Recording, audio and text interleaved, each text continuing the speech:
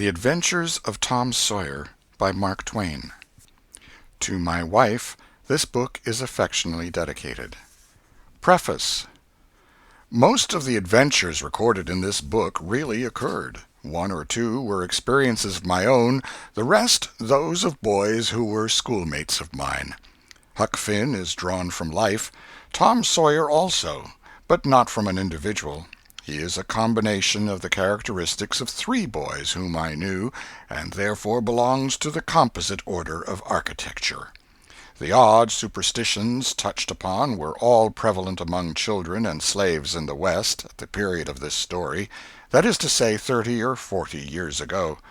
Although my book is intended mainly for the entertainment of boys and girls, I hope it will not be shunned by men and women on that account, for part of my plan has been to try to pleasantly remind adults of what they once were themselves, and of how they felt and thought and talked, and what queer enterprises they sometimes engaged in.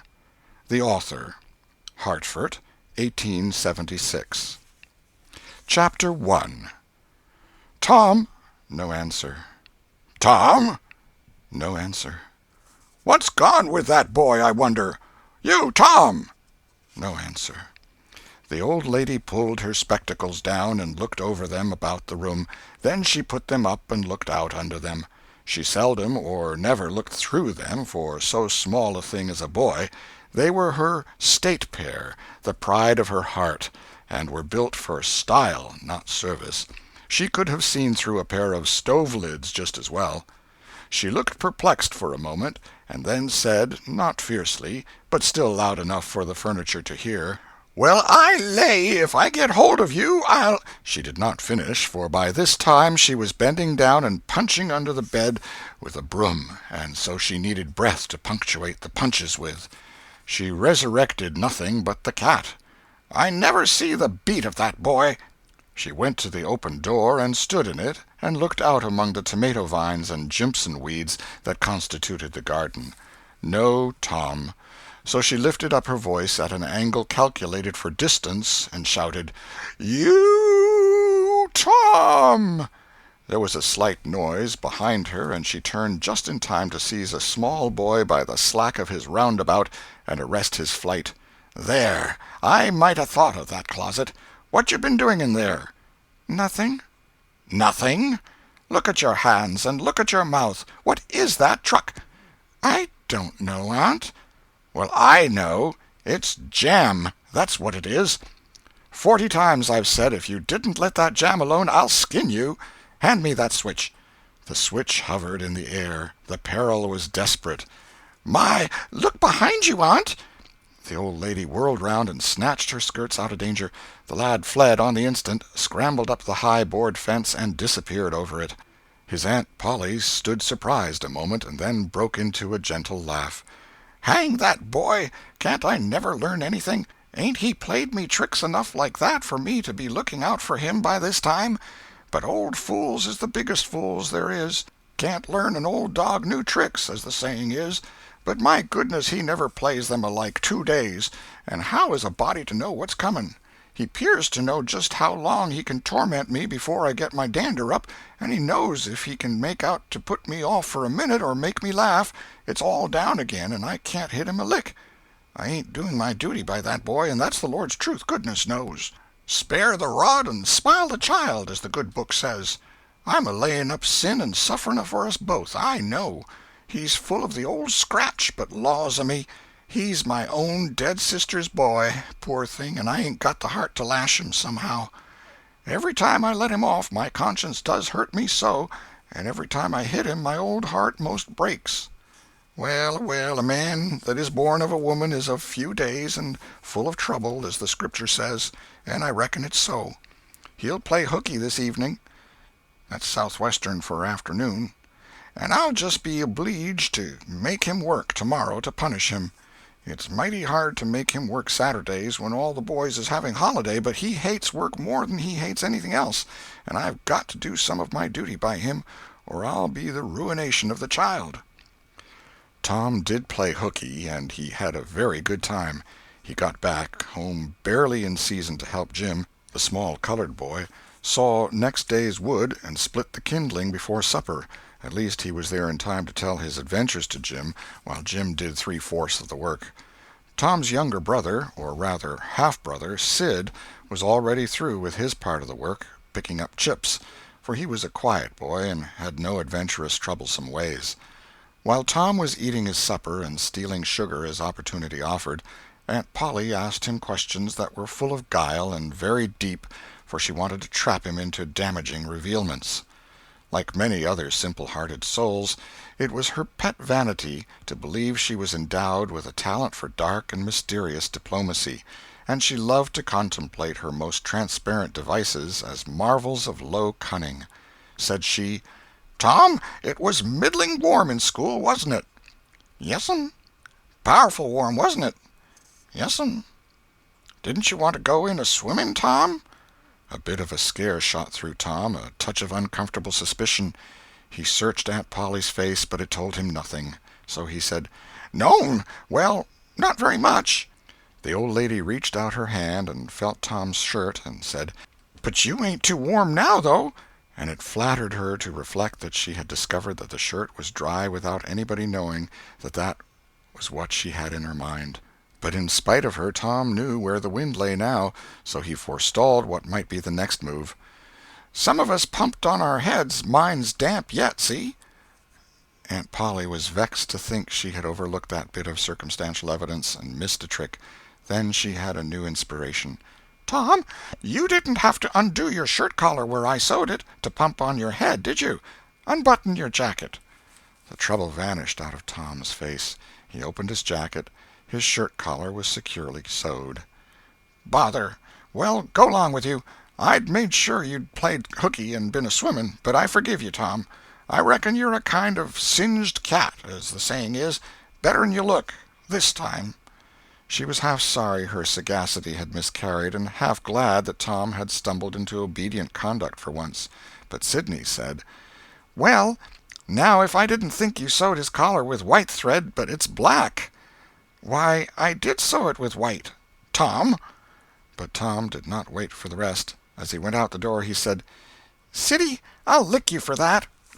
In a safe place, Tom examined 2 large needles, which were thrust into the lapels of his jacket, and had thread bound about them. One needle carried white thread, and the other black. He said, "She'd never noticed if it hadn't been for Sid. Confound it! Sometimes she sews it with white, and sometimes she sews it with black. I wish to Jiminy she'd stick to one or t'other. I can't keep the run of 'em. But I bet I'll learn Sid for that. I'll learn him." He was not the model boy of the village. He knew the model boy very well, though, and loathed him. Within 2 minutes, or even less, he had forgotten all his troubles. Not because his troubles were one whit less heavy and bitter to him than a man's are to a man, but because a new and powerful interest bore them down and drove them out of his mind for the time, just as men's misfortunes are forgotten in the excitement of new enterprises. This new interest was a valued novelty in whistling, which he had just acquired from a negro, and he was suffering to practice it undisturbed. It consisted in a peculiar bird-like turn, a sort of liquid warble, produced by touching the tongue to the roof of the mouth at short intervals in the midst of the music. The reader probably remembers how to do it, if he has ever been a boy. Diligence and attention soon gave him the knack of it, and he strode down the street with his mouth full of harmony and his soul full of gratitude. He felt much as an astronomer feels who has discovered a new planet. No doubt, as far as strong, deep, unalloyed pleasure is concerned, the advantage was with the boy, not the astronomer. The summer evenings were long. It was not dark yet. Presently Tom checked his whistle. A stranger was before him, a boy a shade larger than himself. A newcomer of any age or either sex was an impressive curiosity in the poor little shabby village of St. Petersburg. This boy was well dressed, too, well dressed on a weekday. This was simply astounding. His cap was a dainty thing, his close-buttoned blue cloth roundabout was new and natty, and so were his pantaloons. He had shoes on, and it was only Friday. He even wore a necktie, a bright bit of ribbon. He had a citified air about him that ate into Tom's vitals. The more Tom stared at the splendid marvel, the higher he turned up his nose at his finery and the shabbier and shabbier his own outfit seemed to him to grow. Neither boy spoke. If one moved, the other moved, but only sidewise, in a circle. They kept face to face and eye to eye all the time. Finally Tom said, "I can lick you." "I'd like to see you try it." "Well, I can do it." "No, you can't either." "Yes, I can." "No, you can't." "I can." "You can't." Can't." An uncomfortable pause. Then Tom said, "What's your name?" "'Tisn't any of your business, maybe." "Well, I 'low I'll make it my business." "Well, why don't you?" "If you say much, I will." "Much, much, much. There now." "Oh, you think you're mighty smart, don't you? I could lick you with one hand tied behind me if I wanted to." "Well, why don't you do it? You say you can do it." "Well, I will, if you fool with me." "Oh, yes, I've seen whole families in the same fix." "Smarty, you think you're some, now, don't you? Oh, what a hat!" "You can lump that hat if you don't like it. I dare you to knock it off, and anybody that'll take a dare will suck eggs." "You're a liar." "You're another." "You're a fighting liar and doesn't take it up." "Ah, take a walk."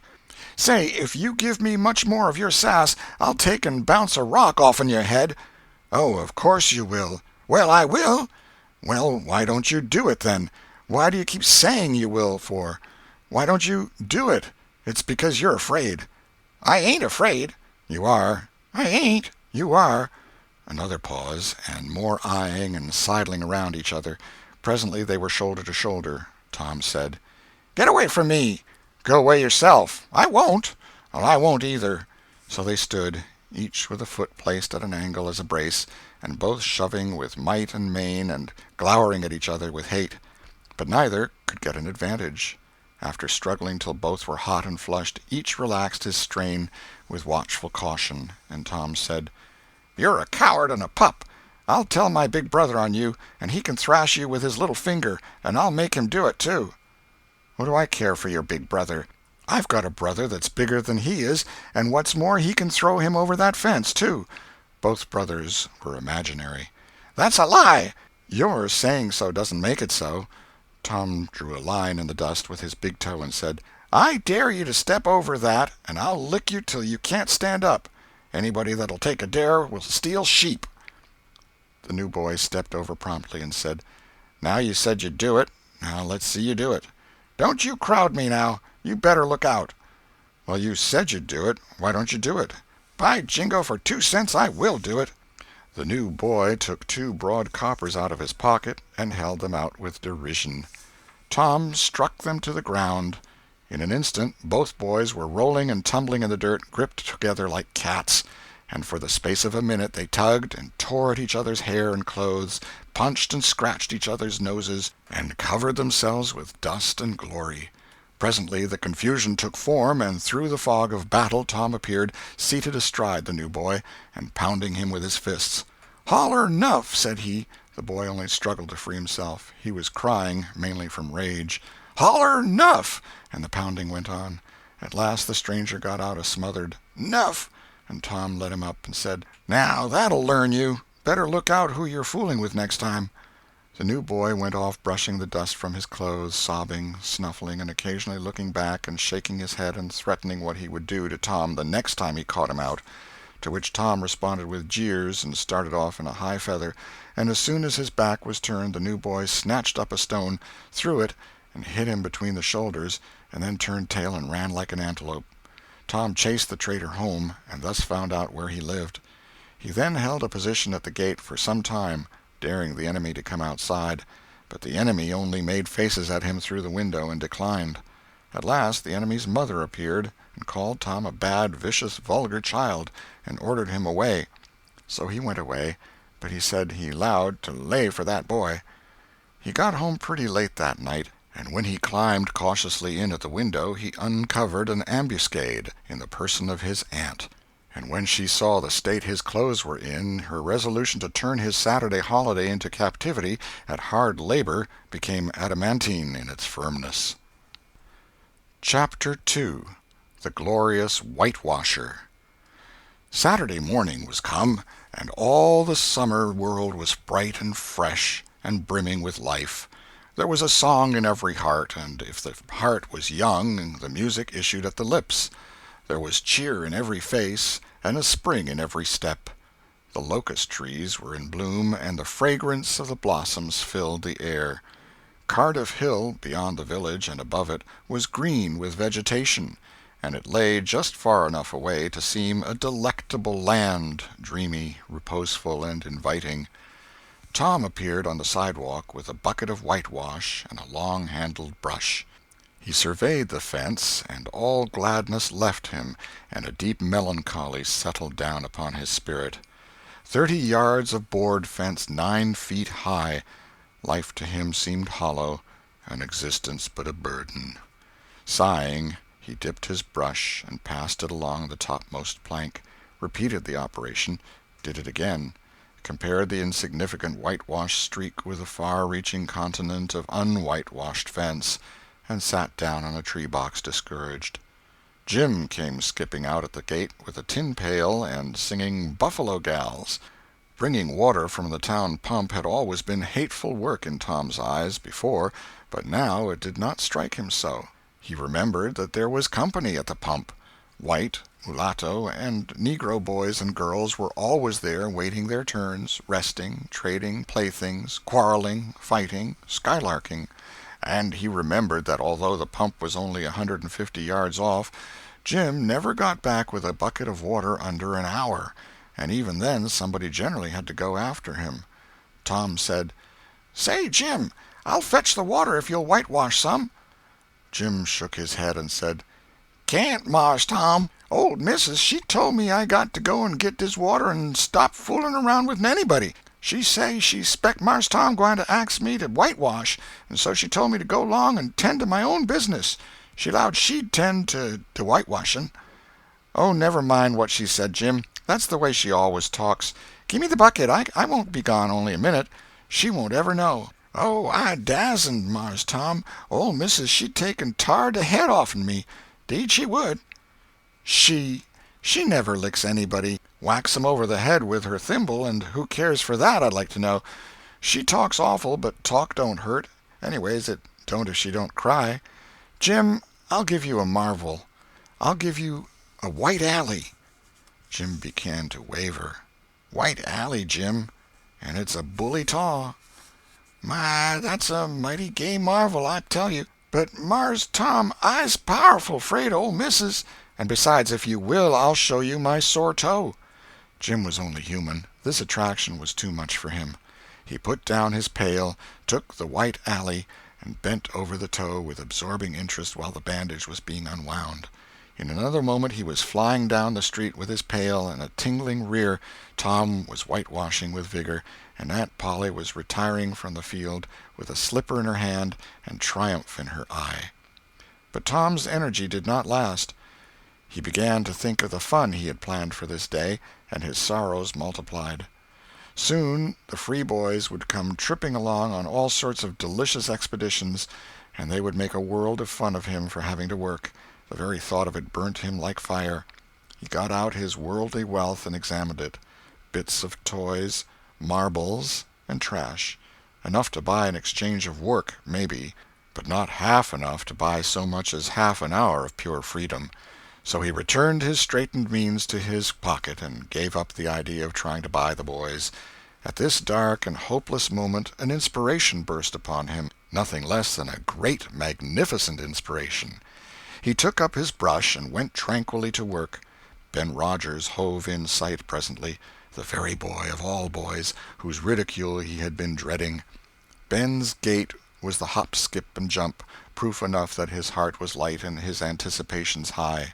He was eating an apple, and giving a long, melodious whoop at intervals, followed by a deep-toned ding-dong-dong, ding-dong-dong, for he was personating a steamboat.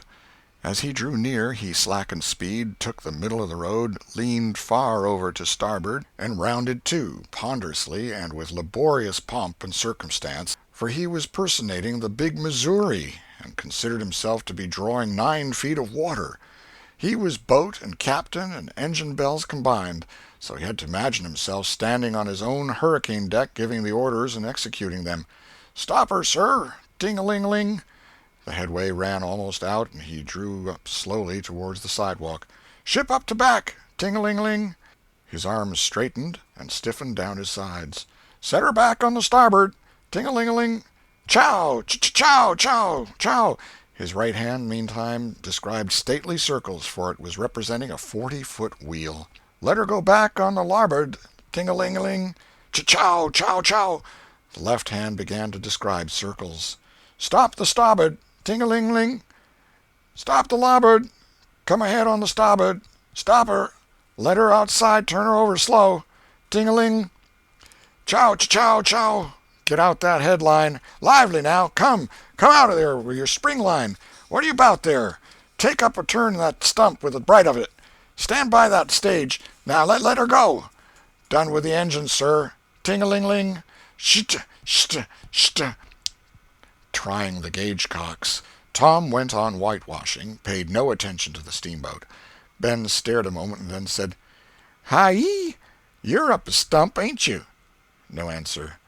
Tom surveyed his last touch with the eye of an artist. Then he gave his brush another gentle sweep and surveyed the result as before. Ben ranged up alongside of him. Tom's mouth watered for the apple, but he stuck to his work. Ben said, Hello, old chap. You got to work, hey? Tom wheeled suddenly and said, Why, it's you, Ben. I weren't noticing. Say, I'm going in a-swimming. I am. Don't you wish you could? But of course you'd rather work, wouldn't you? Of course you would. Tom contemplated the boy a bit and said, What do you call work? Why, ain't that work? Tom resumed his whitewashing and answered carelessly, Well, maybe it is and maybe it ain't. All I know is it suits Tom Sawyer. Oh, come now, you don't mean to let on that like you like that. The brush continued to move. Like it? Well, I don't see why I oughtn't to like it. Does a boy get a chance to whitewash a fence every day? That put the thing in a new light. Ben stopped nibbling his apple. Tom swept his brush daintily back and forth, stepped back to note the effect, added a touch here and there, criticized the effect again. Ben, watching every move and getting more and more interested, more and more absorbed. Presently he said, Say, Tom, let me whitewash a little. Tom considered, was about to consent, but he altered his mind. No, I reckon it wouldn't hardly do, Ben. You see, Aunt Polly's awful particular about this fence, right here on the street, you know. But if it was the back fence, I wouldn't mind, and she wouldn't. Yes, she's awful particular about this fence. It's got to be done very careful. I reckon there ain't one boy in 1,000, maybe 2,000, that can do it the way it's got to be done. No, is that so? Oh, come now, let me just try. Only just a little. I'd let you if you was me, Tom. Ben, I'd like to, honest Injun, but Aunt Polly, well, Jim wanted to do it, but she wouldn't let him. Sid wanted to do it, and she wouldn't let Sid. Now, don't you see how I'm fixed? If you was to tackle this fence and anything was to happen to it, oh, shucks, I'll be just as careful. Now let me try. Say, I'll give you the core of my apple. Well, here. No, Ben, no, now don't. I'm afeard. I'll give you all of it. Tom gave up the brush with reluctance in his face, but alacrity in his heart. And while the late steamer Big Missouri worked and sweated in the sun, the retired artist sat on a barrel in the shade close by, dangled his legs, munched his apple, and planned the slaughter of more innocents. There was no lack of material. Boys happened along every little while. They came to jeer, but remained to whitewash. By the time Ben was fagged out, Tom had traded the next chance to Billy Fisher for a kite in good repair, and when he played out, Johnny Miller brought in for a dead rat and a string to swing it with, and so on, hour after hour. And when the middle of the afternoon came, from being a poor poverty-stricken boy in the morning, Tom was literally rolling in wealth. He had, beside the things before mentioned, 12 marbles, part of a jew's harp, a piece of blue bottle glass to look through, a spool cannon, a key that wouldn't unlock anything, a fragment of chalk, a glass stopper of a decanter, a tin soldier, a couple of tadpoles, 6 firecrackers, a kitten with only one eye, a brass doorknob, a dog collar, but no dog, the handle of a knife, 4 pieces of orange peel, and a dilapidated old window sash. He had had a nice, good, idle time all the while, plenty of company, and the fence had had 3 coats of whitewash on it. If he hadn't run out of whitewash, he would have bankrupted every boy in the village. Tom said to himself that it was not such a hollow world after all. He had discovered a great law of human action without knowing it, namely, that in order to make a man or boy covet a thing, it is only necessary to make the thing difficult to attain. If he had been a great and wise philosopher, like the writer of this book, he would now have comprehended that work consists of whatever a body is obliged to do, and that play consists of whatever a body is not obliged to do. And this would help him to understand why constructing artificial flowers or performing on a treadmill is work, while rolling 10-pins or climbing Mont Blanc is only amusement. There are wealthy gentlemen in England who drive 4-horse passenger coaches 20 or 30 miles on a daily line in the summer because the privilege costs them considerable money. But if they were offered wages for the service, that would turn it into work, and then they would resign. The boy mused a while over the substantial change which had taken place in his worldly circumstances, and then wended toward headquarters to report. The end of Chapter 2. Chapter 3. Busy at War and Love. Tom presented himself before Aunt Polly, who was sitting by an open window in a pleasant rearward apartment which was bedroom, breakfast-room, dining-room, and library combined. The balmy summer air, the restful quiet, the odor of the flowers, and the drowsing murmur of the bees had had their effect, and she was nodding over her knitting, for she had no company but the cat, and it was asleep in her lap. Her spectacles were propped up on her gray head for safety. She had thought that of course Tom had deserted long ago, and she wondered at seeing him place himself in her power again in this intrepid way. He said, "Mayn't I go and play now, Aunt?" "What, a-ready? How much have you done?" "It's all done, Aunt." "Tom, don't lie to me. I can't bear it." "I ain't, Aunt. It is all done." Aunt Polly placed small trust in such evidence.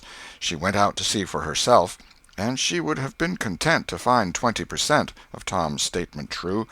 When she found the entire fence whitewashed, and not only whitewashed but elaborately coated and recoated, and even a streak added to the ground, her astonishment was almost unspeakable. She said, "Well, I never! There's no getting round it. You can work when you're a mind to, Tom." And then she diluted the compliment by adding, "But it's powerful seldom you're a mind to, I'm bound to say. Well, go along and play, but mind you get back some time in the week, or I'll tan you." She was so overcome by the splendor of his achievement that she took him into the closet and selected a choice apple and delivered it to him, along with an improving lecture upon the added value and flavor a treat took to itself when it came without sin through virtuous effort. And while she closed with a happy scriptural flourish, he hooked a doughnut. Then he skipped out and saw Sid just starting up the outside stairway that led to the back rooms on the second floor. Clods were handy, and the air was full of them in a twinkling. They raged around Sid like a hailstorm, and before Aunt Polly could collect her surprised faculties and sally to the rescue, 6 or 7 clods had taken personal effect, and Tom was over the fence and gone. There was a gate, but as a general thing he was too crowded for time to make use of it. His soul was at peace now that he had settled with Sid for calling attention to his black thread and getting him into trouble. Tom skirted the block and came round into a muddy alley that led by the back of his aunt's cow-stable. He presently got safely beyond the reach of capture and punishment and hastened towards the public square of the village, where 2 military companies of boys had met for conflict, according to previous appointment. Tom was general of one of these armies, Joe Harper, a bosom friend, general of the other. These 2 great commanders did not condescend to fight in person, that being better suited to the still smaller fry, but sat together on an eminence and conducted the field operations by orders delivered through aide-de-camp. Tom's army won a great victory after a long and hard-fought battle. Then the dead were counted, prisoners exchanged, the terms of the next disagreement agreed upon, and the day for the necessary battle appointed, after which the armies fell into line and marched away, and Tom turned homeward alone. As he was passing by the house where Jeff Thatcher lived, he saw a new girl in the garden, a lovely little blue-eyed creature with yellow hair plaited into two long tails, white summer frock, and embroidered pantalettes. The fresh-crowned hero fell without firing a shot. A certain Amy Lawrence vanished out of his heart and left not even a memory of herself behind. He had thought he loved her to distraction. He had regarded his passion as adoration, and behold, it was only a poor little evanescent partiality. He had been months winning her. She had confessed hardly a week ago. He had been the happiest and the proudest boy in the world only 7 short days, and here in one instant of time she had gone out of his heart like a casual stranger whose visit is done. He worshipped this new angel with furtive eye, till he saw that she had discovered him. Then he pretended he did not know she was present, and began to show off in all sorts of absurd boyish ways in order to win her admiration. He kept up this grotesque foolishness for some time, but by and by, while he was in the midst of some dangerous gymnastic performances, he glanced aside and saw that the little girl was wending her way toward the house. Tom came up to the fence and leaned on it, grieving and hoping she would tarry yet a while longer. She halted a moment on the steps and then moved toward the door. Tom heaved a great sigh as she put her foot on the threshold. But his face lit up right away, for she tossed a pansy over the fence a moment before she disappeared. The boy ran around and stopped within a foot or two of the flower, and then shaded his eyes with his hand and began to look down street as if he had discovered something of interest going on in that direction. Presently he picked up a straw and began trying to balance it on his nose, with his head tilted far back, and as he moved from side to side in his efforts, he edged nearer and nearer toward the pansy. Finally his bare foot rested upon it, his pliant toes closed upon it, and he hopped away with the treasure and disappeared round the corner. But only for a minute, only while he could button the flower inside his jacket, next his heart, or next his stomach, possibly, for he was not much posted in anatomy, and not hypercritical anyway. He returned now and hung about the fence till nightfall, showing off as before, but the girl never exhibited herself again, though Tom comforted himself a little with the hope that she had been near some window meantime and been aware of his attentions. Finally he rode home reluctantly, with his poor head full of visions. All through supper his spirits were so high that his aunt wondered what had got into the child. He took a good scolding about clodding Sid, and did not seem to mind it in the least. He tried to steal sugar under his aunt's very nose, and got his knuckles rapped for it. He said, "Aunt, you don't whack Sid when he takes it." "Well, Sid don't torment a body the way you do. You'd be always into that sugar if I warn't watching you." Presently she stepped into the kitchen, and Sid, happy in his immunity, reached for the sugar bowl, a sort of glorying over Tom which was well nigh unbearable. But Sid's fingers slipped, and the bowl dropped and broke. Tom was in ecstasies. In such ecstasies that he even controlled his tongue and was silent. He said to himself that he would not speak a word, even when his aunt came in, but would sit perfectly still till she asked who did the mischief, and then he would tell, and there would be nothing so good in the world as to see that pet model catch it. He was so brimful of exultation that he could hardly hold himself when the old lady came back and stood above the wreck discharging lightnings of wrath from over her spectacles. He said to himself, "Now it's coming," and the next instant he was sprawling on the floor.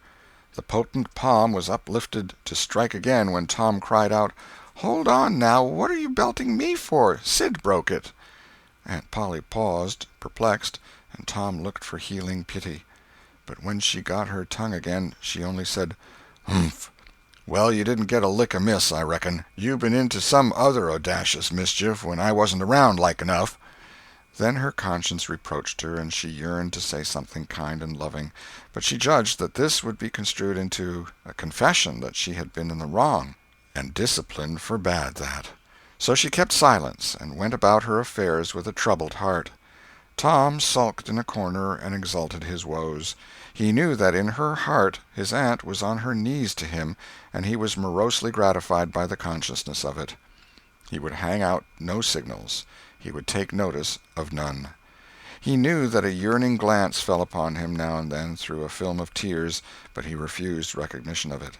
He pictured himself lying sick unto death, and his aunt bending over him, beseeching one little forgiving word, but he would turn his face to the wall and die with that word unsaid. Ah, how would she feel then? And he pictured himself brought home from the river, dead, with his curls all wet and his sore heart at rest. How she would throw herself upon him, and how her tears would fall like rain, and her lips pray God to give her back her boy, and she would never, never abuse him any more. But he would lie there, cold and white, and make no sign, a poor little sufferer whose griefs were at an end. He so worked upon his feelings with the pathos of these dreams that he had to keep swallowing, he was so like to choke, and his eyes swam in a blur of water which overflowed when he winked, and ran down and trickled from the end of his nose. And such a luxury to him was this petting of his sorrows that he could not bear to have any worldly cheeriness or any grating delight intrude upon it. It was too sacred for such contact, and so, presently, when his cousin Mary danced in, all alive with the joy of seeing home again after an age-long visit of 1 week to the country, he got up and moved in clouds and darkness out at one door as she brought song and sunshine in at the other. He wandered far from the accustomed haunts of boys, and sought desolate places that were in harmony with his spirit. A log raft in the river invited him, and he seated himself on its outer edge and contemplated the dreary vastness of the stream, wishing the while that he could only be drowned, all at once and unconsciously, without undergoing the uncomfortable routine devised by nature. Then he thought of his flower. He got it out, rumpled and wilted, and it mightily increased his dismal felicity. He wondered if she would pity him if she knew. Would she cry, and wish that she had a right to put her arms round his neck and comfort him? Or would she turn coldly away like all the hollow world? This picture brought such an agony of pleasurable suffering that he worked it over and over again in his mind, and set it up in new and varied lights till he wore it threadbare. At last he rose up sighing, and departed in the darkness. About 9:30 or 10 o'clock he came along the deserted street to where the adored unknown lived. He paused a moment. No sound fell upon his listening ear. A candle was casting a dull glow upon the curtain of a second-story window. Was the sacred presence there? He climbed the fence, threaded his stealthy way through the plants, till he stood under that window. He looked up at it long and with emotion. Then he laid him down on the ground under it, disposing himself upon his back, with his hands clasped upon his breast and holding his poor wilted flower. And thus he would die, out in the cold world, with no shelter over his homeless head, no friendly hand to wipe the death-damps from his brow, no loving face to bend pityingly over him when the great agony came. And thus she would see him when she looked out upon the glad morning, and oh, would she drop one little tear upon his poor lifeless form, would she heave one little sigh to see a bright young life so rudely blighted, so untimely cut down? The window went up, a maidservant's discordant voice profaned the holy calm, and a deluge of water drenched the prone martyr's remains. The strangling hero sprang up with a relieving snort. There was a whiz as of a missile in the air, mingled with a murmur of a curse, a sound as of shivering glass followed, and a small vague form went over the fence and shot away in the gloom.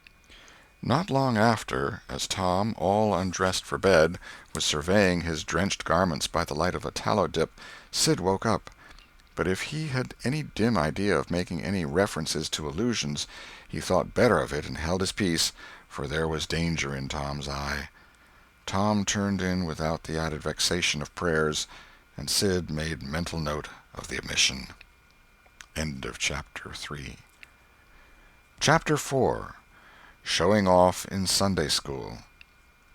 The sun rose upon a tranquil world and beamed down upon the peaceful village like a benediction. Breakfast over, Aunt Polly had family worship. It began with a prayer built from the ground up of solid courses of scriptural quotations, welded together with a thin mortar of originality. And from the summit of this she delivered a grim chapter of the Mosaic law, as from Sinai. Then Tom girded up his loins, so to speak, and went to work to get his verses. Sid had learned his lesson days before. Tom bent all his energies to the memorizing of 5 verses, and he chose part of the Sermon on the Mount because he could find no verses that were shorter. At the end of half an hour Tom had a vague general idea of his lesson, but no more, for his mind was traversing the whole field of human thought, and his hands were busy with distracting recreations. Mary took his book to hear him recite, and he tried to find his way through the fog.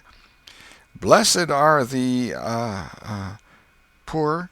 Yes, poor. Blessed are the poor in spirit. In spirit. Blessed are the poor in spirit, for theirs. For theirs. Blessed are the poor in spirit, for theirs is the kingdom of heaven. Blessed are they that mourn, for they, for they, S-H-A. For they, S-H, oh, I don't know what it is, shall. Oh, shall. For they shall mourn.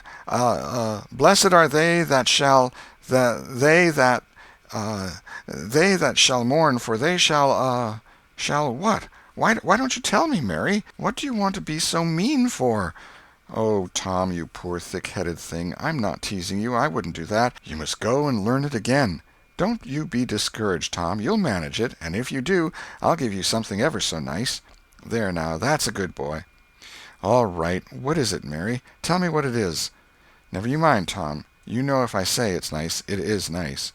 You bet you that's so, Mary. All right, I'll tackle it again. And he did tackle it again, and under the double pressure of curiosity and prospective gain, he did it with such spirit that he accomplished a shining success. Mary gave him a brand-new Barlow knife worth 12.5 cents, and the convulsion of delight that swept his system shook him to his foundations. True, the knife would not cut anything, but it was a sure enough Barlow, and there was inconceivable grandeur in that, though where the Western boys ever got the idea that such a weapon could possibly be counterfeited to its injury is an imposing mystery and will always remain so, perhaps. Tom contrived to scarify the cupboard with it, and was arranging to begin on the bureau, when he was called off to dress for Sunday school. Mary gave him a tin basin of water and a piece of soap, and he went outside the door and set the basin on a little bench there. Then he dipped the soap in the water and laid it down, turned up his sleeves, poured out the water on the ground gently, and then entered the kitchen and began to wipe his face diligently on the towel behind the door. But Mary removed the towel and said, "Now, ain't you ashamed, Tom? You mustn't be so bad. Water won't hurt you." Tom was a trifle disconcerted. The basin was refilled, and this time he stood over it a little while, gathering resolution, took in a big breath, and began. When he entered the kitchen presently, with both eyes shut and groping for the towel with his hands, an honorable testimony of suds and water was dripping from his face. But when he emerged from the towel he was not yet satisfactory, for the clean territory stopped short at his chin, and his jaws like a mask. Below and beyond this line there was a dark expanse of unirrigated soil that spread downward in front and backward around his neck. Mary took him in hand, and when she was done with him, he was a man and a brother without distinction of color, and his saturated hair was neatly brushed and its short curls wrought into a dainty and symmetrical general effect. He privately smoothed out the curls with labor and difficulty, and plastered his hair close down to his head, for he held curls to be effeminate, and his own filled his life with bitterness. Then Mary got out a suit of his clothing that had been used only on Sundays during 2 years. They were simply called his other clothes, and so by that we know the size of his wardrobe. The girl put him to rights after he had dressed himself. She buttoned his neat roundabout up to his chin, turned his vast shirt-collar down over his shoulders, brushed him off, and crowned him with his speckled straw hat. He now looked exceedingly improved and uncomfortable. He was fully as uncomfortable as he looked, for there was a restraint about whole clothes and cleanliness that galled him. He hoped that Mary would forget his shoes, but the hope was blighted. She coated them thoroughly with tallow, as was the custom, and brought them out. He lost his temper and said he was always being made to do everything he didn't want to do, but Mary said persuasively, "Please, Tom, that's a good boy." So he got into the shoes, snarling. Mary was soon ready, and the three children set out for Sunday school, a place that Tom hated with his whole heart, but Sid and Mary were fond of. Sabbath school hours were from 9 to 10:30, and then church service. Two of the children always remained for the sermon voluntarily, and the other always remained too, for stronger reasons. The church's high-backed, uncushioned pews would seat about 300 persons. The edifice was but a small, plain affair, with a sort of pine-board tree-box on top of it for a steeple. At the door Tom dropped back a step and accosted a Sunday-dressed comrade. "Say, Billy, got a yaller ticket?" "Yes." "What'll you take for her?" "What'll you give?" "Piece of licorice and a fish-hook." "Let's see 'em." Tom exhibited. They were satisfactory, and the property changed hands. Then Tom traded a couple of white alleys for 3 red tickets, and some small trifle or other for a couple of blue ones. He waylaid other boys as they came, and went on buying tickets of various colors 10 or 15 minutes longer.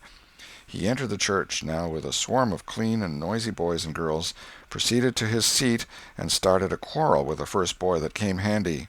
The teacher, a grave elderly man, interfered, then turned his back a moment, and Tom pulled a boy's hair in the next bench, and was absorbed in his book when the boy turned round, stuck a pin in another boy presently in order to hear him say "ouch," and got a new reprimand from his teacher. Tom's whole class were of a pattern, restless, noisy, and troublesome. When they came to recite their lessons, not one of them knew his verses perfectly, but had to be prompted all along. However, they worried through, and each got his reward, in small blue tickets, each with a passage of Scripture on it. Each blue ticket was pay for 2 verses of the recitation. 10 blue tickets equaled a red one, and could be exchanged for it.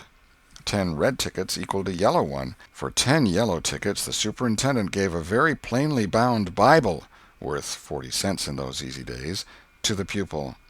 How many of my readers would have the industry and application to memorize 2,000 verses even for a Doré Bible? And yet Mary had acquired 2 Bibles in this way. It was the patient work of 2 years. And a boy of German parentage had won 4 or 5. He once recited 3,000 verses without stopping. But the strain upon his mental faculties was too great, and he was little better than an idiot from that day forth. A grievous misfortune for the school, for on great occasions before company the superintendent, as Tom expressed it, had always made this boy come out and spread himself. Only the older pupils managed to keep their tickets and stick to their tedious work long enough to get a Bible, and so the delivery of one of these prizes was a rare and noteworthy circumstance. The successful pupil was so great and conspicuous for that day that on the spot every scholar's heart was fired with a fresh ambition that often lasted a couple of weeks. It is possible that Tom's mental stomach had never really hungered for one of those prizes, but unquestionably his entire being had for many a day longed for the glory and the éclat that came with it. In due course the superintendent stood up in front of the pulpit with a closed hymn-book in his hand and his forefinger inserted between its leaves, and commanded attention.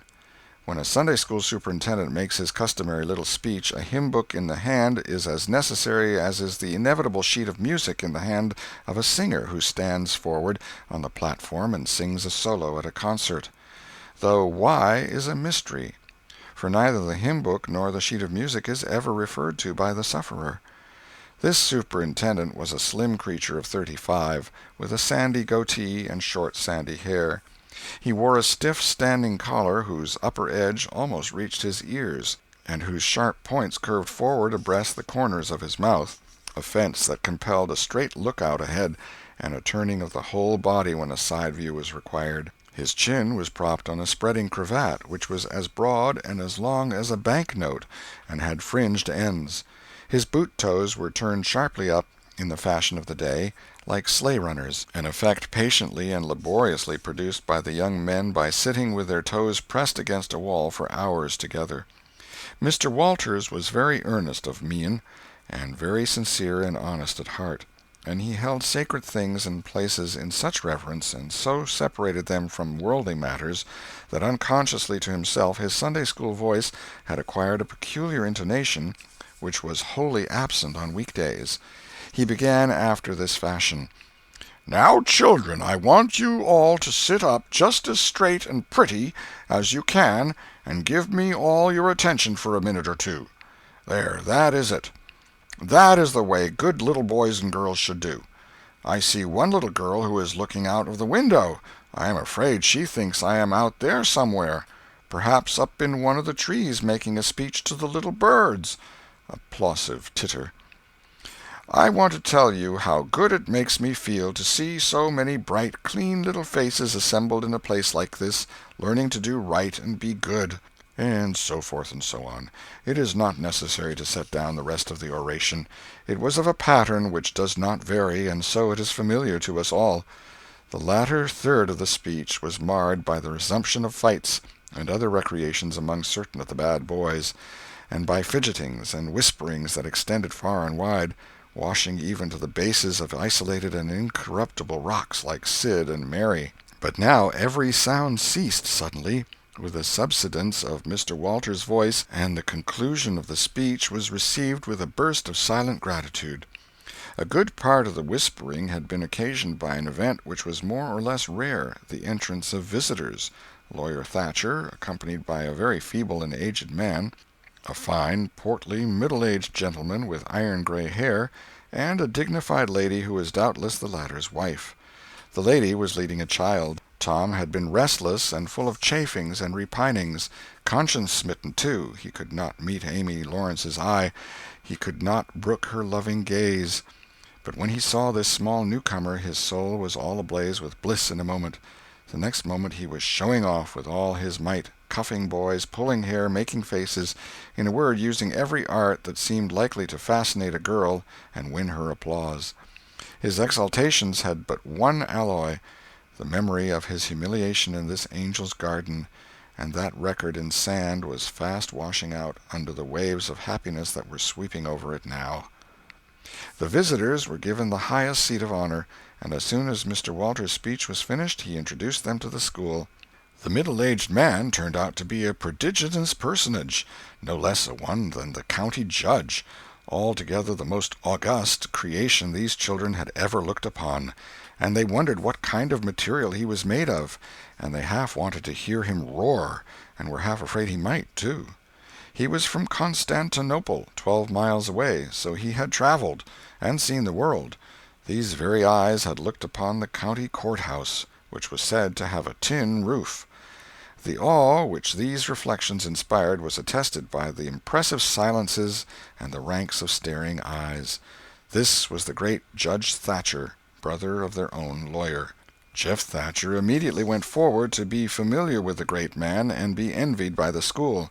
It would have been music to his soul to hear the whisperings, "Look at him, Jim, he's a-going up there. Say, look, he's a-going to shake hands with him. He is shaking hands with him. By jings, don't you wish you was Jeff?" Mr. Walters fell to showing off, with all sorts of official bustlings and activities, giving orders and delivering judgments, discharging directions here, there, everywhere that he could find a target. The librarian showed off, running hither and thither with his arms full of books, and making a deal of the splutter and fuss that insect authority delights in. The young lady teachers showed off, bending sweetly over pupils that were lately being boxed, lifting pretty warning fingers at bad little boys, and patting good ones lovingly. The young gentlemen teachers showed off with small scoldings and other little displays of authority and fine attention to discipline, and most of the teachers of both sexes found business up at the library by the pulpit. And it was business that frequently had to be done over again 2 or 3 times, with much seeming vexation.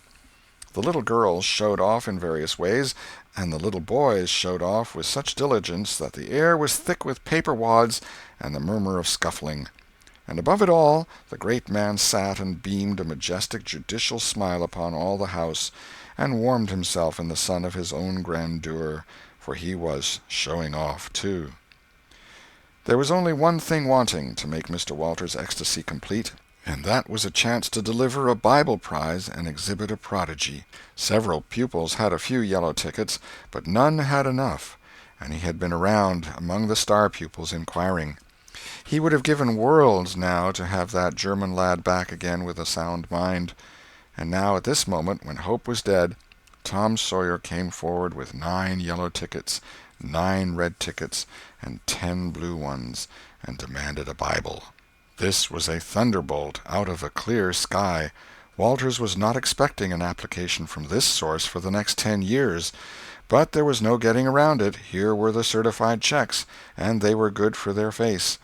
Tom was therefore elevated to a place with the judge and the other elect, and the great news was announced from headquarters. It was the most stunning surprise of the decade, and so profound was the sensation that it lifted the new hero up to the judicial one's altitude, and the school had 2 marvels to gaze upon in place of one. The boys were all eaten up with envy, and those that suffered the bitterest pangs were those who perceived too late that they themselves had contributed to this hated splendor by trading tickets to Tom for the wealth he had amassed in selling whitewashing privileges. These despised themselves as being the dupes of a wily fraud, a guileful snake in the grass. The prize was delivered to Tom with as much effusion as the superintendent could pump up under the circumstances, but it lacked somewhat of the true gush, for the poor fellow's instinct taught him that there was a mystery here that could not well bear the light, perhaps. It was simply preposterous that this boy had warehoused 2,000 sheaves of scriptural wisdom on his premises. A dozen would strain his capacity, without a doubt. Amy Lawrence was proud and glad, and she tried to make Tom see it in her face, but he wouldn't look. She wondered. Then she was just a grain troubled. Next, a dim suspicion came and went, came again. She watched. A furtive glance told her worlds, and then her heart broke, and she was jealous and angry, and the tears came, and she hated everybody. Tom most of all, she thought. Tom was introduced to the judge, but his tongue was tied, his breath would hardly come, his heart quaked, partly because of the awful greatness of the man, but mainly because he was her parent. He would have liked to fall down and worship him if it were in the dark. The judge put his hand on Tom's head and called him a fine little man, and asked him what his name was. The boy stammered, gasped, and got it out. "Tom." "Oh, no, not Tom. It is Thomas." "Ah, that's it. I thought there was more to it, maybe. That's very well. But you've another one, I dare say, and you'll tell it to me, won't you?" "Tell the gentleman your other name, Thomas," said Walters, "and say 'sir.' You mustn't forget your manners." "Thomas Sawyer, sir." "That's it. That's a good boy. Fine boy. Fine manly little fellow. 2,000 verses is a great many, very, very great many, and you never can be sorry for the trouble you took to learn them. For knowledge is worth more than anything there is in the world. It's what makes great men and good men. You'll be a great man and a good man yourself some day, Thomas, and then you'll look back and say, 'It's all owing to the precious Sunday school privileges of my boyhood. It's all owing to my dear teachers that taught me to learn. It's all owing to the good superintendent who encouraged me and watched over me and gave me a beautiful Bible, a splendid, elegant Bible, to keep and have it all for my own, always. It's all owing to right bringing up.'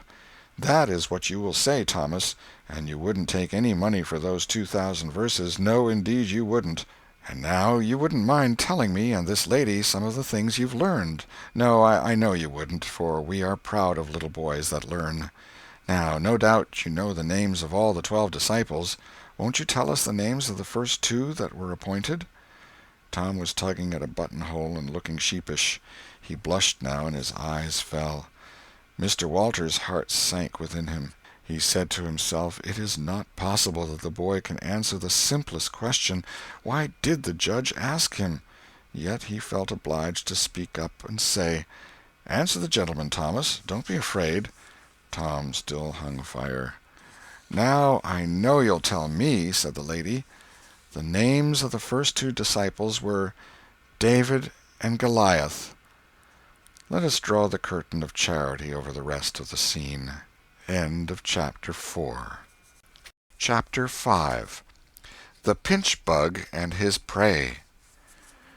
About 10:30 the cracked bell of the small church began to ring, and presently the people began to gather for the morning sermon. The Sunday-school children distributed themselves about the house and occupied pews with their parents so as to be under supervision. Aunt Polly came, and Tom and Sid and Mary sat with her, Tom being placed next to the aisle, in order that he might be as far away from the open window and the seductive outside summer scenes as possible. The crowd filed up the aisles, the aged and needy postmaster, who had seen better days, the mayor and his wife, for they had a mayor there among other unnecessaries, the justice of the peace, the widow Douglas, fair, smart, and 40, a generous, good-hearted soul, and well-to-do, her hill mansion the only palace in the town, and the most hospitable and much the most lavish in the matter of festivities that St. Petersburg could boast, the bent and venerable Major and Mrs. Ward, Lawyer Riverson, the new notable from a distance. Next, the belle of the village, followed by a troop of lawn-clad and ribbon-decked young heartbreakers. Then all the young clerks in town in a body, for they had stood in the vestibule sucking their cane-heads, a circling wall of oiled and simpering admirers, till the last girl had run their gauntlet. And last of all came the model boy, Willie Mufferson, taking as heedful care of his mother as if she were cut glass. He always brought his mother to church, and was the pride of all the matrons. The boys all hated him, he was no good. And besides, he had been thrown up to them so much. His white handkerchief was hanging out of his pocket behind, as usual on Sundays, accidentally. Tom had no handkerchief, and he looked upon boys who had as snobs. The congregation being fully assembled now, the bell rang once more, to warn laggards and stragglers, and then a solemn hush fell upon the church, which was only broken by the tittering and whispering of the choir in the gallery. The choir always tittered and whispered all through service. There was once a church choir that was not ill-bred, but I have forgotten where it was now. It was a great many years ago, and I can scarcely remember anything about it, but I think it was in some foreign country. The minister gave out the hymn, and read it through with a relish in a peculiar style which was much admired in that part of the country. His voice began on a medium key and climbed steadily up till it reached a certain point, where it bore with strong emphasis upon the topmost word, and then plunged down as if from a springboard. Shall I be carried to the skies on flowery beds of ease, whilst others fight to win the prize and sail through bloody seas? He was regarded as a wonderful reader. At church sociables he was always called upon to read poetry, and when he was through, the ladies would lift up their hands and let them fall helplessly in their laps, and wall their eyes and shake their heads, as much as to say, "Words cannot express it. It is too beautiful for this mortal earth." After the hymn had been sung, the Reverend Mr. Sprague turned himself into a bulletin board, and read off notices of meetings and societies and things, till it seemed that the list would stretch out to the crack of doom, a queer custom which is still kept up in America, even in cities away here in this age of abundant newspapers. Often the less there is to justify a traditional custom, the harder it is to get rid of it. And now the minister prayed. A good, generous prayer it was, and went into details. It pleaded for the church, and the little children of the church, for the other churches of the village, for the village itself, for the county, for the state officers, for the United States, for the churches of the United States, for Congress, for the President, for the officers of the government, for poor sailors tossed by stormy seas, for the oppressed millions groaning under the heel of European monarchies and Oriental despotisms, for such as have the light and the good tidings, and yet have not eyes to see nor ears to hear withal, for the heathen in the far islands of the sea, and closed with a supplication that the words he was about to speak might find grace and favor, and be as seed sown in fertile ground, yielding in time a grateful harvest of good. Amen. There was a rustling of dresses, and the standing congregation sat down. The boy whose history this book relates did not enjoy the prayer. He only endured it, if he even did that much. He was restive all through it. He kept tally of the details of the prayer unconsciously, for he was not listening, but he knew the ground of old and the clergyman's regular route over it, and when a little trifle of new matter was interlarded, his ear detected it and his whole nature resented it. He considered additions unfair and scoundrelly. In the midst of the prayer a fly had lit on the back of the pew in front of him, and tortured his spirit by calmly rubbing its hands together, embracing its head with its arms, and polishing it so vigorously that it seemed to almost part company with the body, and the slender thread of a neck was exposed to view. Scraping its wings with its hind legs, and smoothing them to its body as if they had been coat-tails, going through its whole toilet as tranquilly as if it knew it was perfectly safe, as indeed it was, for as sorely as Tom's hands itched to grab for it, they did not dare. He believed his soul would be instantly destroyed if he did such a thing while the prayer was going on.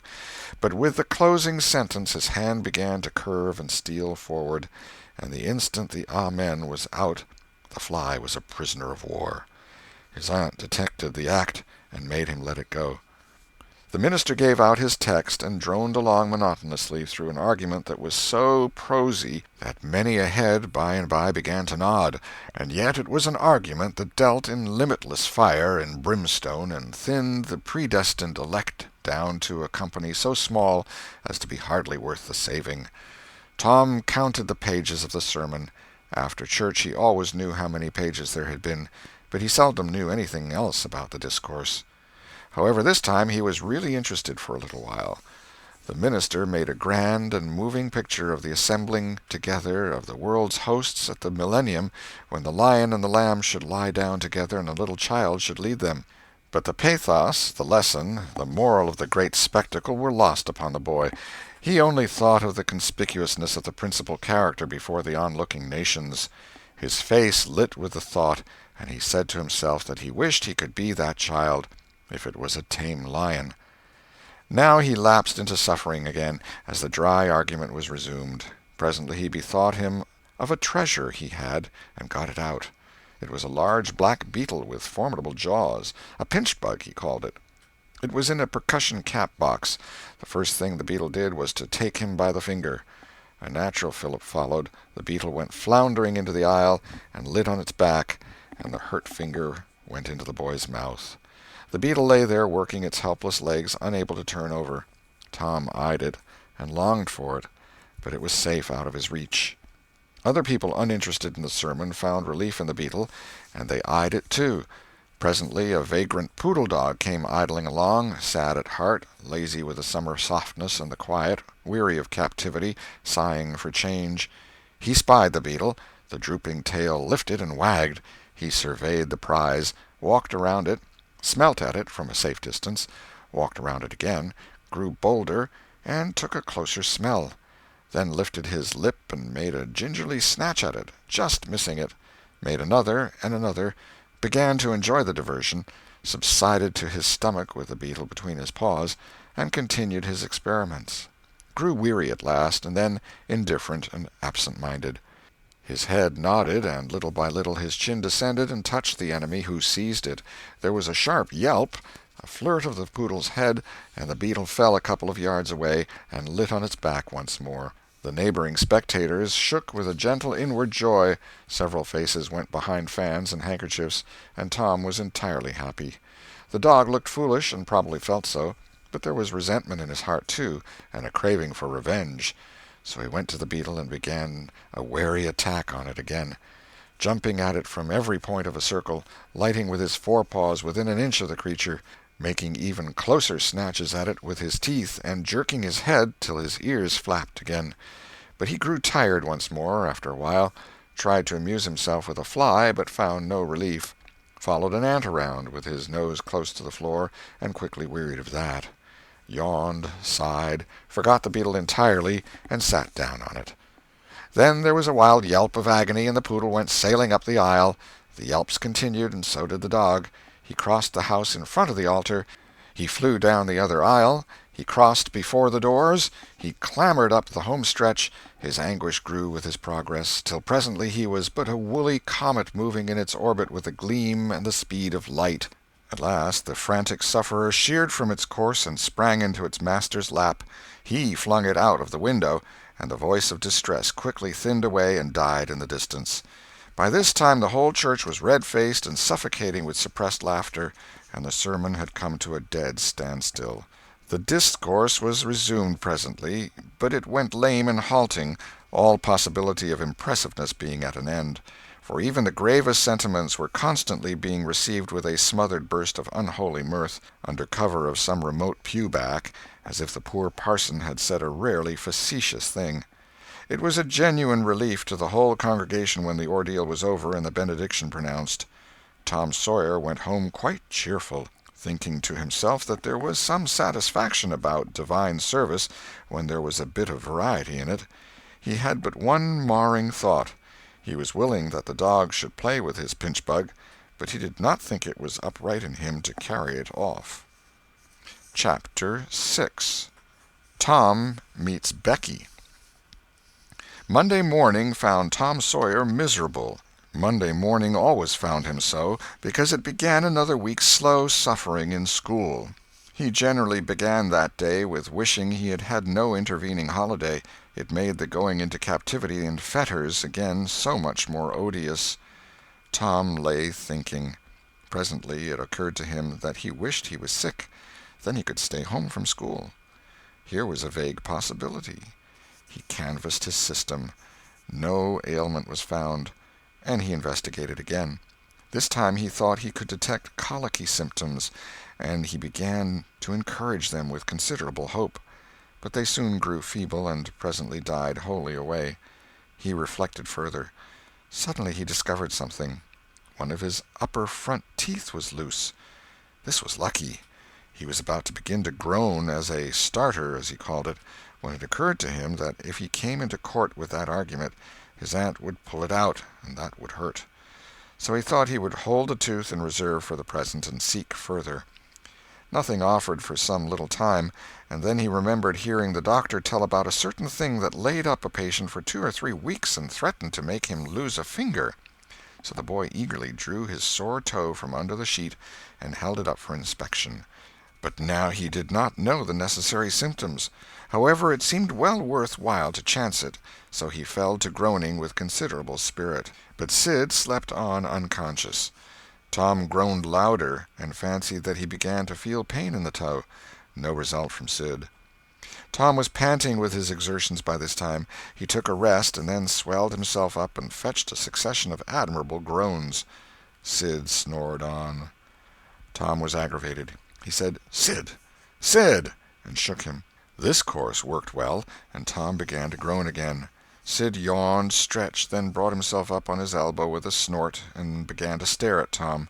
Tom went on groaning, and Sid said, "Tom! Say, Tom!" No response.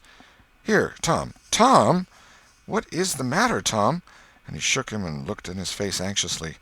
Tom moaned out, "Oh, don't, Sid! Don't joggle me!" "Why, what's the matter, Tom? I must call Auntie." "No, never mind. It'll be over by and by, maybe. Don't call anybody." "But I must. Don't groan so, Tom. It's awful. How long you been this way?" "Hours. Ouch! Oh, don't stir so, Sid. You'll kill me." "Tom, why didn't you wake me sooner? Oh, Tom, don't! It makes my flesh crawl to hear you. Tom, what is the matter?" "I forgive you everything, Sid. Oh, everything you've ever done to me. When I'm gone—" "Tom, don't you ain't dying, are you? Don't, Tom. Oh, don't. Maybe—" "Oh, I forgive everything, Sid. Oh, tell 'em so, Sid. And, Sid, you give my window sash and my cat with one eye to that new girl that's come to town, and tell her—" But Sid had snatched his clothes and gone. Tom was suffering in reality now, so handsomely was his imagination working, and so his groans had gathered quite a genuine tone. Sid flew downstairs and said, "Oh, Aunt Polly, come! Tom's dying." "Dying?" "Yes'm, don't wait. Come quick." "Rubbish! I don't believe it." But she fled upstairs nevertheless, with Sid and Mary at her heels, and her face grew white, too, and her lip trembled. When she reached the bedside, she gasped out, "You, Tom! Tom, what's the matter with you?" "Oh, Auntie, What's the matter with you? What is the matter with you, child?" "Oh, Auntie, my sore toes mortified." The old lady sank down into a chair and laughed a little, then cried a little, then did both together. This restored her, and she said, "Tom, what a turn you did give me! Now you shut up that nonsense and climb out of this." The groans ceased and the pain vanished from the toe. The boy felt a little foolish, and he said, "Aunt Polly, it seemed mortified, and it hurt so I never minded my tooth at all." "Your tooth, indeed! What's the matter with your tooth?" "One of them's loose, and it aches perfectly awful." There, now, don't begin that groaning again. Open your mouth." "Well, your tooth is loose, but you're not going to die about that. Mary, get me a silk thread and a chunk of fire out of the kitchen." Tom said, "Oh, please, Auntie, don't pull it out. It don't hurt any more. I wish I may never stir if it does. Please don't, Auntie. I don't want to stay home from school." "Oh, you don't you? So all this row was because you thought you'd get to stay home from school and go a-fishing. Tom, I love you so, and you seem to try every way you can to break my old heart with your outrageousness." By this time the dental instruments were ready.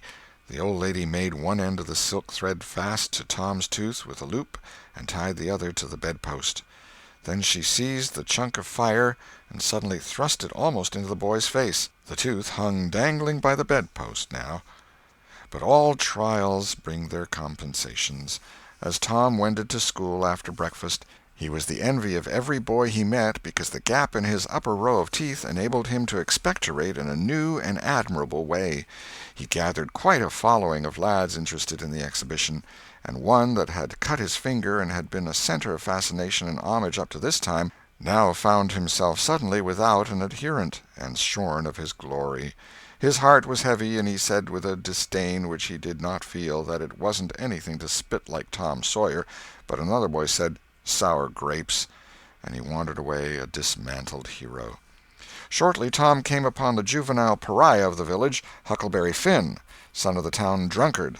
Huckleberry was cordially hated and dreaded by all the mothers of the town, because he was idle and lawless and vulgar and bad, and because all their children admired him so, and delighted in his forbidden society, and wished they dared to be like him. Tom was like the rest of the respectable boys in that he envied Huckleberry his gaudy, outcast condition, and was under strict orders not to play with him. So he played with him every time he got a chance. Huckleberry was always dressed in the cast-off clothes of full-grown men, and they were in perennial bloom and fluttering with rags. His hat was a vast ruin with a wide crescent lopped out of its brim. His coat, when he wore one, hung nearly to his heels, and had the rearward buttons far down the back, but one suspender supported his trousers. The seat of the trousers bagged low and contained nothing. The fringed legs dragged in the dirt when not rolled up. Huckleberry came and went at his own free will. He slept on doorsteps in fine weather and in empty hogsheads in wet.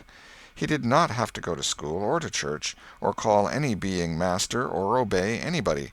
He could go fishing or swimming when and where he chose, and stay as long as it suited him. Nobody forbade him to fight. He could sit up as late as he pleased. He was always the first boy that went barefoot in the spring, and the last to resume leather in the fall. He never had to wash nor put on clean clothes.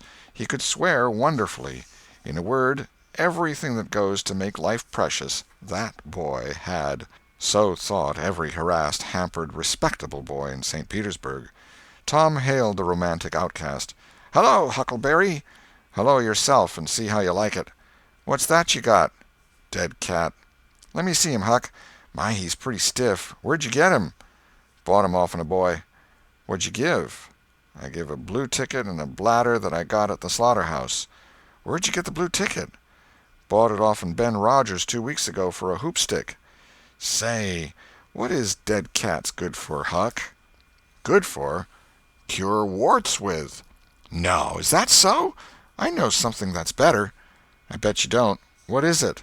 "Why, spunk water." "Spunk water? I wouldn't give a dern for spunk water." "You wouldn't you?" Do you ever try it? No, I hain't. But Bob Tanner did. Who told you so?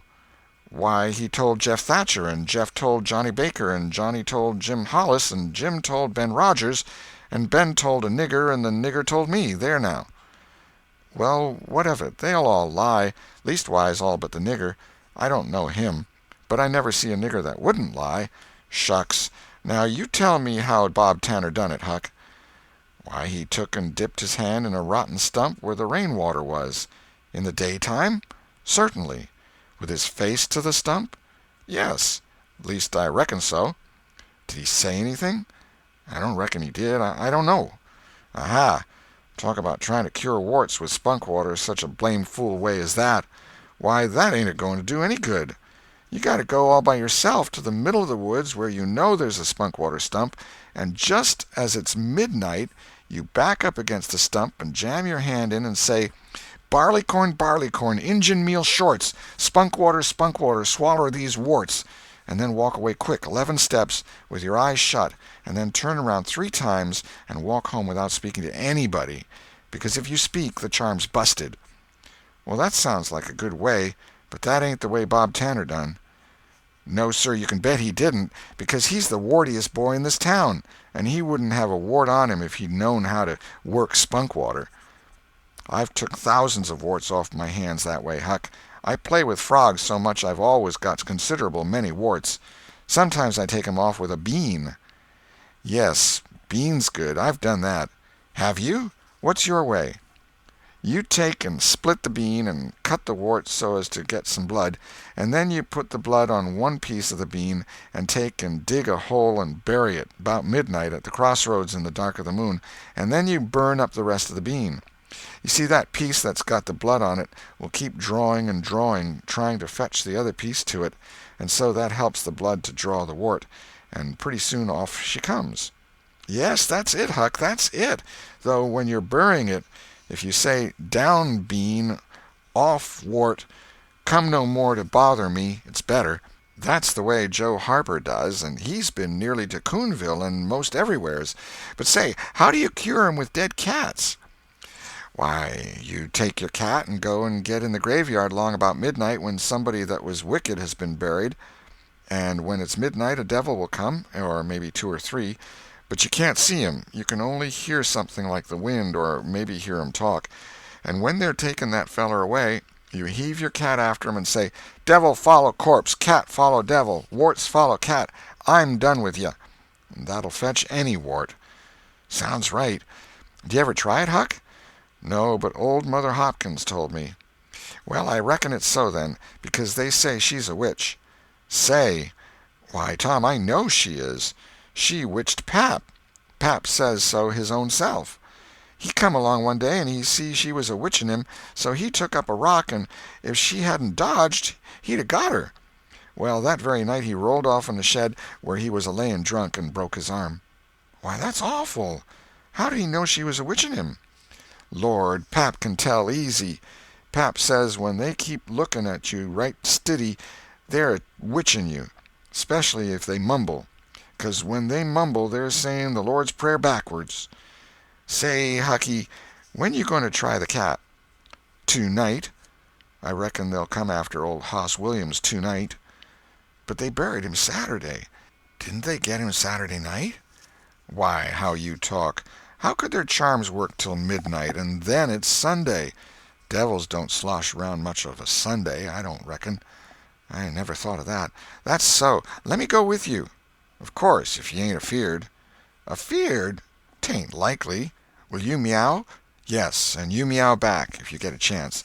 Last time you kept me a-meowing around till old Hayes went to throwing rocks at me and says, darn that cat, and so I hove a brick through his window.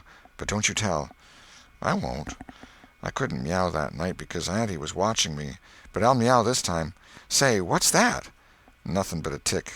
Where'd you get him? Out in the woods. What'll you take for him? I don't know. I don't want to sell him. All right. It's a mighty small tick, anyway. Oh, anybody can run a tick down that don't belong to them. I'm satisfied with it. It's a good enough tick for me. Sho, there's ticks a-plenty. I could have 1,000 of 'em if I wanted to. Well, why don't you? because you know mighty well you can't. This is a pretty early tick, I reckon. It's the first one I've seen this year. Say, Huck, I'll give you my tooth for him. Let's see it." Tom got out a bit of paper and carefully unrolled it. Huckleberry viewed it wistfully. The temptation was very strong. At last he said, "Is it genuine?" Tom lifted his lip and showed the vacancy. "Well, all right," said Huckleberry. "It's a trade." Tom enclosed the tick in the percussion cap box that had lately been the pinchbug's prison, and the boys separated, each feeling wealthier than before. When Tom reached the little isolated frame schoolhouse, he strode in briskly, with the manner of one who had come with all honest speed. He hung his hat on a peg and flung himself into his seat with businesslike alacrity. The master, throned on high in his great splint-bottom arm-chair, was dozing, lulled by the drowsy hum of study. The interruption roused him. "Thomas Sawyer?" Tom knew that when his name was pronounced in full it meant trouble. "Sir." "Come up here. Now, sir, why are you late again, as usual?" Tom was about to take refuge in a lie when he saw two long tails of yellow hair hanging down a back that he recognized by the electric sympathy of love. And by that form was the only vacant place on the girl's side of the schoolhouse. He instantly said, "I stopped to talk with Huckleberry Finn." The master's pulse stood still, and he stared helplessly. The buzz of study ceased. The pupils wondered if this foolhardy boy had lost his mind. The master said, You did what?" "Stopped to talk with Huckleberry Finn." There was no mistaking the words. "Thomas Sawyer, this is the most astounding confession I have ever listened to. No mere ferule will answer for this offense. Take off your jacket." The master's arm performed until it was tired and the stock of switches notably diminished. Then the order followed. "Now, sir, go and sit with the girls, and let this be a warning to you." The titter that rippled around the room appeared to abash the boy, but in reality that result was caused rather more by his worshipful awe of his unknown idol, and a dread pleasure that lay in his high good fortune. He sat down upon the end of the pine bench, and the girl hitched herself away from him with a toss of her head. Nudges and winks and whispers traversed the room, but Tom sat still with his arms upon the long, low desk before him, and seemed to study his book. By and by attention ceased from him, and the accustomed school murmur rose upon the dull air once more. Presently the boy began to steal furtive glances at the girl. She observed it, made a mouth at him, and gave him the back of her head for the space of a minute. When she cautiously faced around again, a peach lay before her. She thrust it away. Tom gently put it back. She thrust it away again, but with less animosity. Tom patiently returned it to its place. Then she let it remain. Tom scrawled on his slate, "Please take it. I got more." The girl glanced at the words, but made no sign. Now the boy began to draw something on the slate, hiding his work with his left hand. For a time the girl refused to notice, but her human curiosity presently began to manifest itself by hardly perceptible signs. The boy worked on, apparently unconscious. The girl made a sort of non-committal attempt to see it, but the boy did not betray that he was aware of it. At last she gave in, and hesitatingly whispered, "Let me see it." Tom uncovered a dismal caricature of a house with two gable ends to it, and a corkscrew of smoke issuing from the chimney. Then the girl's interest began to fasten itself upon the work as she forgot everything else. When it was finished she gazed a moment, then whispered, "It's nice. Make a man." The artist erected a man in the front yard that resembled a derrick. He could have stepped over the house, but the girl was not hypercritical. She was satisfied with the monster, and whispered, "It's a beautiful man. Now make me coming along." Tom drew an hourglass with a full moon and straw limbs to it, and armed the spreading fingers with a portentous fan. The girl said, "It's ever so nice. I wish I could draw." "It's easy," whispered Tom. "I'll learn you." "Oh, will you? When?" "At noon. Do you go home to dinner?" "I'll stay if you will." "Good. That's a whack. What's your name?" "Becky Thatcher." "What's yours?" "Oh, I know. It's Thomas Sawyer." "That's the name they lick me by. I'm Tom when I'm good. You can call me Tom. Will you?" "Yes." Now Tom began to scrawl something on the slate, hiding the words from the girl, but she was not backward this time. She begged to see. And Tom said, "Oh, it ain't anything." "Yes, it is." "No, it ain't. You don't want to see it." "Yes, I do. Indeed I do. Please let me." "You'll tell." "No, I won't. Deed and deed and double deed I won't." "You won't tell anybody at all? Ever as long as you live?" "No, I won't ever tell anybody. Now let me." "Oh, you don't want to see." "Now that you treat me so, I will see." And she put her small hand upon his, and a little scuffle ensued, Tom pretending to resist in earnest, but letting his hand slip by degrees till these words were revealed: "I love you."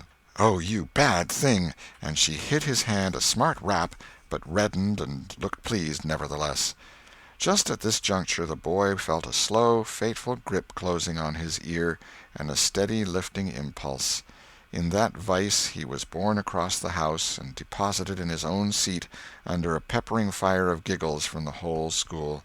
Then the master stood over him during a few awful moments, and finally moved away to his throne without saying a word. But although Tom's ear tingled, his heart was jubilant. As the school quieted down, Tom made an honest effort to study, but the turmoil within him was too great. In turn he took his place in the reading class and made a botch of it, then in the geography class, and turned lakes into mountains, mountains into rivers, and rivers into continents, till chaos was come again. Then in the spelling class, and got turned down by a succession of mere baby words, till he brought up at the foot and yielded up the pewter medal which he had worn with ostentation for months. End of chapter 6.